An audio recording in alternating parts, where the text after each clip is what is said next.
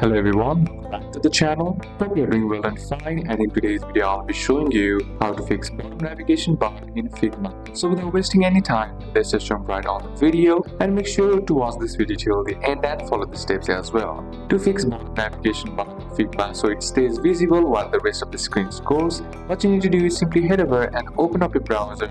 Then on the search bar type in figma.com. Then once that's done, what you need to do is simply select the project that you are working on. Now in order to fix the navigation bar in Figma, first what you can do is design the navigation bar by simply selecting the rectangle tool and dragging and resizing it where you want to make the navigation bar. Then once that's done, what you need to do is, let me just make it right here. Now what you need to do is select the bottom bar or click the rectangular frame that represents the bottom bar. And then once inside, on the right hand side of the bar or toolbar, you'll find an option that says constraints, and among the constraints you'll find a small checkbox saying fix position when scrolling. Simply select it and adjust the constraints. Make sure the frame scrolls by selecting the parent frame and then selecting it scroll with parent and selecting it the vertical. Once that's done, select the navigation bar and then select it under the scroll behavior, scroll with parent, select fix stay in place. Now once you hit play